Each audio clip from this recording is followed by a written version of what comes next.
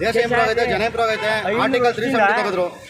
Article 370 Ayodhya ಬಳಿಕ 500 ವರ್ಷದಿಂದ ಇವರು ಭಾಳ ಕಷ್ಟಪಟ್ಕೊಂಡ್ರು. 500 ವರ್ಷ ಪೈಸ ಇಲ್ಲ, 500 ವರ್ಷದಿಂದ ದಬಾಕಿದ್ರು. ಬರೀ ಮೋದಿಯವರು 10 ವರ್ಷಕ್ಕೆ ಬಂದು ಅಯೋಧ್ಯೆ ನಮ್ಮಂತೆ ಮಾಡಿದ್ರು. ಅದಾಯ್ತು ಸರ್. ಇಲ್ಲಿ ಫ್ರೀ ಮಾಡೋಕ್ಕಾಗುತ್ತೆ. ಅದು ಸೆಂಟ್ರಲ್ ಗೌರ್ಮೆಂಟ್ ಎಲ್ಲ ಫ್ರೀ ಕೊಡೋಕ್ಕಾಯ್ತು. ಇವರು ಇಲ್ಲೇನೆ ಗ್ಯಾರಂಟಿಗೋಸ್ಕರ ಓಟ್ಗೋಸ್ಕರ ಇವರು ಗ್ಯಾರಂಟಿ ಮಾಡ್ಕೊಬಿಟ್ರು. ಆದರೆ 7 ರೂಪಾಯಿ ಕೊಟ್ಬಿಟ್ಟು 5 ರೂಪಾಯಿ ಕಿತ್ಕೊತಾವ್ರೆ ಇವರು. ನಮ್ಗೆ 7 ರೂಪಾಯಿ ಕೊಟ್ಬಿಟ್ರು. 1 kg ಒಂದು ಮೂಟೆ ಬೆಲೆ 1250 ರೂಪಾಯಿ ಇತ್ತು, ಈಗ 1850 ರೂಪಾಯಿ. 1 kg ಬೇಳೆ ಆಗ 115 ರೂಪಾಯಿ ಇತ್ತು, ಈಗ 180 ರೂಪಾಯಿ ಇದೆ. ಅದು ಯಾರ ಥರ ಮೇಲೆ ಬರ್ತೀವಿ ಸರ್? ಅದು ಬೆಲೆ ಏರಿಕೆ ಇದ್ರೂ ಒಂದು ನ್ಯಾಯ ಇರಬೇಕು.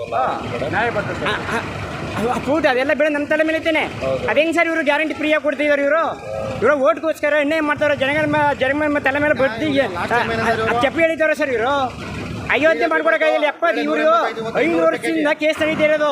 70 ವರ್ಷದಿಂದ ಇವ್ರು ಕಾಂಗ್ರೆಸ್ ಸರ್ಕಾರನೇ ಇತ್ತು. ಬಿಟ್ಟು ಅಯೋಧ್ಯೆ ನಮ್ಮಂತೆ ಮಾಡಿದ್ರು ಸರ್ ಇವರು. ಬರೀ ಮೋದಿಯವರು 10 ವರ್ಷದಲ್ಲಿ ಒಂದು ಗಲಾಟೆ ಇಲ್ಲದೆಯೇ ಅಯೋಧ್ಯೆ ಮಾಡಿ ರಾಮ ಮಂದಿರನ ನಿರ್ಮಾಣ ಮಾಡಿದ್ರು. ಅವರು ದೇವರು ಬ್ರಹ್ಮ ವಿಷ್ಣು ಮಹೇಶ್ವರ 3 ದೇವರು. ಇವ್ರು 4ನೇವರು ಏಕನಾಥೇಶ್ವರ. ಅದಕ್ಕೆ ಇವರು ನಮ್ಮ ದೇಶ ಬರೀ ಪ್ರಧಾನಿಯಲ್ಲೇ ಇವರು ನಮ್ಮ ದೇಶ ದೇವರು ಸರ್ ಇವರು ನಾವು ಕೈ ಮುಗಿಬೇಕು. ಇಡೀ ದೇಶ ನಮ್ಮ ಇವತ್ತು ನಂಬರ್ 1 ಭಾರತ ಕರೀತಾವ್ರ. ಅವನ್ನ ವಿಶ್ವಗುರು ಅಂತ ಕರೀತಾವ್ರ. ಮೋದಿ ಅವ್ರನ್ನ ವಿಶ್ವಗುರು ಅಂತ ಕರೀತಾವ್ರೆ. ಅವ್ರು ಏನು ಕೆಲಸ ಕರಿತಿದ್ದಾರೋ? ಇವ್ರು 70 ವರ್ಷದಿಂದ ಇವ್ರು 70 ವರ್ಷ ಸರ್ಕಾರ ಮಾಡಿದ್ರು.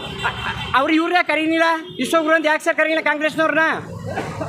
ಸರ್ ಹೇಳಿ, ಹೇಳ್ಬೋದು. ಹಾಂ, ಅವ್ರನ್ನ ಯಾಕೆ ಸರ್ ಕರೀನಿಲ್ಲ? ಇಲ್ಲ ಮಾಡಿದ್ರು, ಇಂದಿರಾ ಗಾಂಧಿ ಮಾಡಿದ್ರು. ಅವ್ರನ್ನ ಯಾಕೆ ಸರ್ ಕರೀನಿಲ್ಲ ಹೇಳಿ? ಒಂದು ಸ್ಕೂಲ್ ಮಾಡಿಲ್ಲ ಅಂತಾರೆ.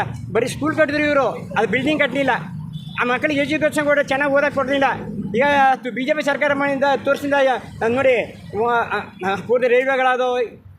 ಮೈಸೂರಿಗೆ 12 ರೈಲ್ವೆಗಳು ಬಂದವ. ಅಂದರೆ ಪ್ರತಾಪ್ ಸಿಂಹ ಅವರು ಚೆನ್ನಾಗಿ ಮಾಡೋರ ಕೆಲಸಗಳನ್ನ. ಅವಾಗ ಬೆಂಗಳೂರು ಪೂರ್ತಿ ಹೆದ್ದಾರಿ ಅದು ಚೆನ್ನಾಗಿ ಮಾಡೋರ. ಸುಮಾರು ಕೆಲಸಗಳು ಮಾಡವ್ರ. ಅವ್ರ ಮೇಲೆ ಒಣ್ಣೆ ಮಾಡೋಕೆ ಇವತ್ತು ಅವ್ರು ಸೀಟ್ ಇಲ್ಲ ಅಂದ್ಬಿಟ್ಟು ನಾವೇನು ಮಾತಾಡಕ್ಕೆ ಬರ್ದು ಅವ್ರ ಹತ್ರ. ಅಂದ್ರೆ ಏನೋ ಒಂದು ಇನ್ನೊಬ್ಬರು ಮತ್ತೆ ಬೆಳೀಲಿ ಅಂದ್ಬಿಟ್ಟು ಮಾಡೋರು ಸರ್ ಅಷ್ಟೇ ಅವರು. ಮಾಡಲಿ, ಹೌದು. ಯಾಕಂದ್ರೆ ದೇಶ ಉದ್ಧಾರ ಆಗಬೇಕು ಅಂದ್ರೆ ದೇಶ ಉದ್ಧಾರ ಆಗಬೇಕು ಅಂದ್ರೆ ಸರ್ ಮೋದಿ ಅವ್ರು ಬರಬೇಕು. ನಮ್ಮ ಪಕ್ಷ ಕೇಳ್ತಾ ಇಲ್ಲ, ಇವ್ರಂತ ವ್ಯಕ್ತಿ ಬರಬೇಕು ಸರ್. ಒಂದು ಹೇಳ, ಹೇಳಿ ಸರ್. ಈಗ ಇಲ್ಲಿ ಸಿದ್ದರಾಮಯ್ಯ ಇದ್ದಾರೆ ಅಲ್ವಾ ಸರ್, ಎಲ್ಲೋ ಒಂದು ಕಡೆ ಅಯ್ಯ ಸರ್ಕಾರ ಇದು ಅಂದ್ಬಿಟ್ಟು ಟ್ರೆಂಡ್ ಆಗಲಿ, ನಮ್ಮ ಅಯ್ಯ ಅವ್ರದ್ದು ಸರ್ಕಾರ ಅಂದ್ಬಿಟ್ಟು ಆ ನೇಮಲ್ಲಿ ಒಂದು ಪವರ್ ಇರುತ್ತೆ.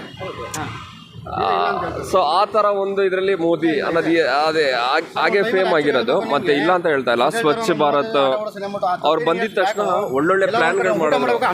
ಸರ್ ಒಂದು ನಿಮಿಷ ಸರ್, ಅವ್ರು ಬಂದಿದ ತಕ್ಷಣ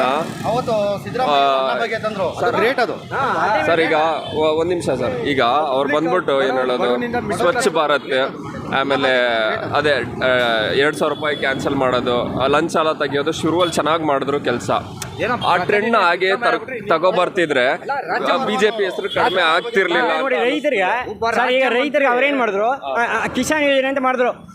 ವರ್ಷಕ್ಕೆ 10,000 ರೂಪಾಯಿ ಅಂದ್ರೆ ಒಬ್ಬ ರೈತರಿಗೆ 10,000 ರೂಪಾಯಿ ಆಗ್ತಾವ್ರ. 10,000 ರೂಪಾಯಿ ತಿಂಗಳಿಗೆ ಎಷ್ಟಾಯ್ತು ಸರ್? ಅದು 1,000 ರೂಪಾಯಿ ಲೆಕ್ಕ. 1,000 ರೂಪಾಯಿ ಅವ್ರ ಅಕೌಂಟ್ ಬೀಳುತ್ತಾ?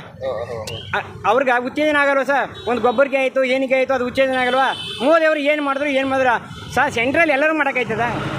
ಈಗ ನಾನು ಆಟೋ ಓಡಿಸಿದ್ದೀನಿ, ನನ್ನ ಪ್ರಾಬ್ಲಮ್ ಅದು, ನನ್ನ ತೊಂದರೆ ಅದು, ನಾನು ಮಾಡಿಸ್ತೀನಿ. ಅವೆಲ್ಲ ಮಾಡೋಕ್ಕಾಯ್ತದ? ನೀವು ಹೇಳಿ.